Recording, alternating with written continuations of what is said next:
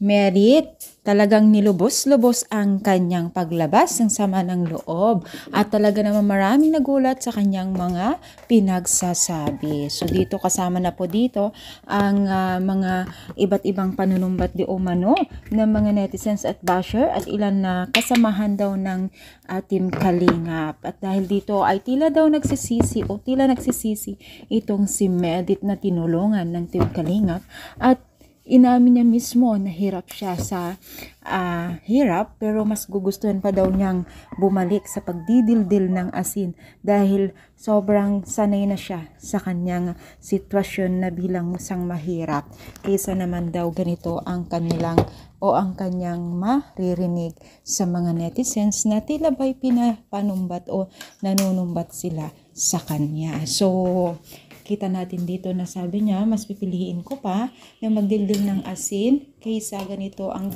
pagtinulungan nga pero ganito ang aking sitwasyon ngayon. So ang ibig niyang sabihin ay tila hindi niya nagustuhan yung mga panunumbat daw di umano ng ilan na netizens at Team Kalingap. Pero guys, hindi naman ito kasama itong sila Kalingap. Wala tayong narinig sa kanila. Pero may mga ilan kasing kasamahan daw di umano ng netizens o Team Kalingap na tila tinatamaan siya at pinaparinigan at hindi na rin niya kinakaya. Kaya naman po ay hindi nagdalawang isip na sabihin po ang kanyang side at kung ano ang kanyang nararamdaman. Syempre, nobody's perfect at tao lamang itong si Merit. At syempre kung sino man po ang may tunay na may sala, sana naman po ay manahimik na para hindi maging issue ang lahat ng ito. Diba? Napakahirap yung ganitong sitwasyon.